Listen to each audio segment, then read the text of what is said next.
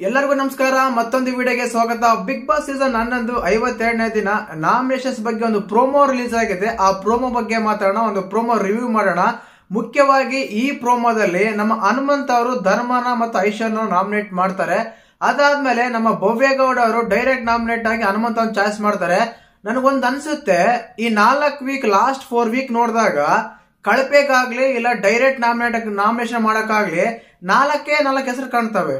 ಒಂದು ಧನರಾಜು, ಹನುಮಂತು, ಇಲ್ಲ ಗೋಲ್ಡ್ ಸುರೇಶ್, ಇಲ್ಲ ಚೈತ್ರ, ಈ 4 ಜನನೇ ಕಾಣ್ತಾರೆ. ಈ ಸೀರಿಯಲ್ ಕ್ಯಾಟಗಿರಿಯಲ್ಲಿ ಇದಾರಲ್ಲ, ಅವ್ರು ಯಾರು ಕಾಣೋದೇ ಇಲ್ಲ, ಅವ್ರು ಯಾರು ಮಾಡೋದೇ ಇಲ್ಲ. ಇದೆ ಫಾರ್ ಎಕ್ಸಾಂಪಲ್ ನೀವು ನೋಡ್ಬೋದು 4 ವಾರದಿಂದ ಇದೇ ನಡೀತಾ ಇದೆ.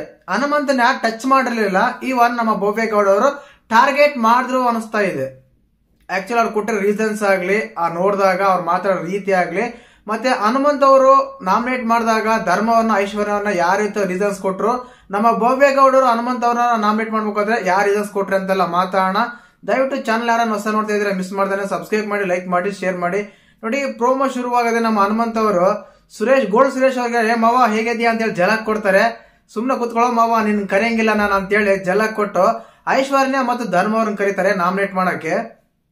ನಾಮಿನೇಟ್ ಮಾಡ್ಬೇಕು ಅವ್ರು ಕೊಟ್ಟ ರೀಸನ್ಸ್ ಇತ್ತು ನೋಡಿ, ತುಂಬಾ ಚೆನ್ನಾಗಿತ್ತು. ನಿನ್ನೆ 3 ಜನ ನಾಮಿನೇಟ್ ಮಾಡಕ್ ರೀಸನ್ಸ್ ಕೊಟ್ಟಿದ್ರು. ಅವೆಲ್ಲೋ ಸ್ವಲ್ಪ ಡಿಪ್ಲೊಮೆಟಿಕ್ ಆಗಿತ್ತು. ಅವ್ರು ಕೊಟ್ಟ ರೀಸನ್ಸ್ ಕೆಲವು ಬಿಗ್ ಬಾಸ್ಗೆ ಇಷ್ಟ ಆಗ್ಲಿಲ್ಲ. ಅಲ್ಲಿ ಕುತ್ಕೊಂಡಿರೋ ಶೋಭಾ ಶೆಟ್ಟಿಗೆ ಮತ್ತು ರಜತ್ ಕಿಶನ್ಗೆ ಅರ್ಥ ಆಗಿಲ್ಲ, ಕನ್ಸಿಡರ್ ಮಾಡಿಲ್ಲ ಅವರು. ಬಟ್ ಹನುಮಂತ್ ಕೊಟ್ಟಿರೋ ರೀಸನ್ಸ್ ಎಲ್ಲರಿಗೂ ಹೊರಗಡೆ ಪ್ರೇಕ್ಷಕರಿಗೆ ಇಷ್ಟ ಆಗುತ್ತೆ. ಈ ರೀತಿ ರೀಸನ್ಸ್ ಕೊಟ್ಟಾಗ ಅವ್ರ ವ್ಯಕ್ತಿತ್ವ, ಅವ್ರ ಆಟನ, ಅವ್ರ ಕ್ಯಾರೆಕ್ಟರ್ನ ಉಳಿಸ್ಕೊಂತಾರೆ. ನಿನ್ನೆ ತ್ರಿವಿಕ್ರಮ್ ಕೊಟ್ರಲ್ಲ ರೀಸನ್ಸ್ ಗೌತಮಿ ಅವರಿಗೆ, ಹೇಗಿತ್ತು ಹಾಗೆ ಇರಬಾರ್ದು, ಈಗ ಇರ್ಬೇಕಂತ ನಾನು ಹೇಳ್ತೀನಿ. ಅವ್ರಿಗೆ ಕೊಟ್ಟ ರೀಸನ್ಸ್ ಹೇಗಿತ್ತಂದ್ರೆ, ಖಂಡಿತವಾಗ್ಲು ಹನುಮಂತರ್ ಕೊಟ್ಟ ರೀಸನ್ಸ್ ಧರ್ಮ ಮತ್ತು ಐಶ್ವರ್ಯ ಅವರು ಲಾಸ್ಟ್ ವೀಕ್ ಅಲ್ಲಿ ಟಾಸ್ಕ್ ಸ್ಟಾರ್ಟಿಂಗ್ ಅಲ್ಲಿ ಎಷ್ಟಾದ್ರೂ ಇಂಟ್ರೆಸ್ಟ್ ಆಗಿದ್ರು, ಅದಾದ್ಮೇಲೆ ಅಷ್ಟು ಇಂಟ್ರೆಸ್ಟ್ ಆಗಿರ್ಲಿಲ್ಲ ಅಂತ ಹೇಳಿ ಒಂದು ರೀಸನ್ ಕೊಟ್ರು. ಅದು ನಿಜನೇ. ಅದಕ್ಕೆ ನಮ್ಮ ಐಶ್ವರ್ಯ ಅವರು ಒಂದು ಎಕ್ಸ್ಪ್ರೆಷನ್ ಅಂದ್ರೆ ಅದ್ರ ಬಗ್ಗೆ ಅವ್ರು ಡಿಪೆಂಡ್ ಮಾಡ್ಕೊಂತಾರೆ. ನಾವು ಎಫರ್ಟ್ 100%, ಟಾಸ್ಕ್ 100%, ನಮ್ದು ಎನರ್ಜಿ 100% ಅಂತ ಹೇಳ್ತಾರೆ. ಅದಕ್ಕೆ ನಮ್ಮ ಹನುಮಂತ ಸುಮ್ಮನೆ ಇರ್ತಾರ. ಐಶ್ವರ್ಯರಿಗೆ ಆಯ್ತಕ್ಕ, ನೀವು ಟಾಸ್ಕ್ 100% ಆಡಿದಿರಾ, ಎಫರ್ಟ್ 100% ಹಾಕಿದಿರಾ, ಇಂಟ್ರೆಸ್ಟ್ 100% ತೋರಿಸಿದಿರಾ, ಎಲ್ಲಾನು ಗಿಚ್ಚಗಿಲಿ ಆಡಿದಿರಾ, ಸೂಪರ್ ಆಡಿದಿರಾ, ಸಖತ್ತಾಗಿ ಆಡಿದಿರಾ, ಮತ್ತೆ ಮಾರ್ಕ್ಸ್ ಬಂದಿಲ್ಲ ಅಂತ ಪ್ರಶ್ನೆ ಮಾಡ್ತಾರೆ. That's the reason. ಅಷ್ಟು ಬೇಕು, ಸಿಂಪಲ್ ಕ್ಲಾರಿಟಿ. ನೀವೆಲ್ಲಾ ಚೆನ್ನಾಗಿ ಆಡಿದಿರ ಮತ್ತೆ ಮಾರ್ಕ್ಸ್ ಬರ್ಲಿಲ್ಲ, ಇದರ ರೀಸನ್. ಹೀಗಿರುತ್ತೆ ರೀಸನ್ ಕೊಟ್ಟಾಗ. ಇನ್ನು ನಮ್ಮ ಭವ್ಯಗೌಡ ನಾಮಿನೇಟ್ ಮಾಡ್ತಾರೆ ಹನುಮಂತ್ ಅವ್ರನ್ನ. ಅವರು ಕೊಟ್ಟಿರೋ ರೀಸನ್ ಪರ್ಸನಲ್ ನನಗೆ ಇಷ್ಟ ಆಗಿಲ್ಲ. ಈಗ ನೋಡಿ, 5 ಬೆಳ್ಳಿರ್ತವೆ, 5 ಬೆಳ್ಳು ಸಮಾನ ಇರಲ್ಲ. ಕೆಲವ್ರಿಗೆ ಇಷ್ಟ ಆಗ್ಬೋದು, ಕೆಲವ್ರಿಗೆ ಇಷ್ಟ ಆಗ್ದೇನೆ ಇರ್ಬೋದು. ನಾನು ಹೇಳೋದು ಎಲ್ಲರೂ ಇಷ್ಟಪಡ್ಲಬೇಕಂತ ಏನಿಲ್ಲ. ನನ್ಗನ್ಸಿದ್ದು ನಾನು ಹೇಳ್ತಾ ಇದ್ದೀನಿ. ಯಾಕಂದ್ರೆ ಅವರು ನಂದು ಬಂದಾಗ ನಾನು ಹೇಳಿದ್ದೀನಿ, ನಿನ್ ಬಂದಾಗ ನೀನ್ ಹೇಳ್ ಮಾವ ಅಂತೇಳಿ ಸುರೇಶ್ ಒಬ್ರಿಗೆ ಹೇಳಿರೋದು. ಇನ್ನ ಬಿಗ್ ಬಾಸ್ ಮನೇಲಿ ಯಾರಿಗೂ ಹೇಳಿಲ್ಲ ಆ ಮಾತು. ಮಾವ ನಾನು ಬಂದಾಗ ನಾನು ಹೇಳಿದ್ದೀನಿ, ನೀನ್ ಬಂದಾಗ ನೀನ್ ಹೇಳಂತೇಳಿ ಅವ್ರಿಗೊಬ್ರಿಗೇನೋ 1-2-3 ಸಲ ಹೇಳಿರ್ಬೋದು. ಆ ಮಾತನ್ನ ಇಟ್ಕೊಂಡೆ ನಮ್ಮ ಭವ್ಯಗೌಡರು ಹನುಮಂತ್ ಅವರ ಡೈರೆಕ್ಟ್ ನಾಮಿನೇಟ್ ಮಾಡ್ತಾರೆ ಅನ್ಸುತ್ತೆ. ಪ್ರೋಮೋದಲ್ಲಿ ಆ ರೀತಿ ಗೊತ್ತಾಗ್ತಾ ಇದೆ. ಬಟ್ ಪ್ರೋಮೋಗೆ ಎಪಿಸೋಡ್ಗೆ ತುಂಬಾ ಡಿಫ್ರೆನ್ಸ್ ಇರುತ್ತೆ. ಎಪಿಸೋಡ್ ನೋಡಿದಾಗಲೇ ಗೊತ್ತಾಗೋದು. ಬಟ್ ಹನುಮಂತ ನಾಮಿನೇಟ್ ಆಗಿರೋಂತ ನಿಜ ಅನ್ಸುತ್ತೆ. ಏನಕ್ಕಂದ್ರೆ ಅವ್ರು ಅಲ್ಲಿರೋ ಒಂದು ಮಡಿಕೆನ ಹೊಡಿತಾರೆ ಹನುಮಂತ್ ಅವ್ರಿಗೆ ಹೇಳಿ.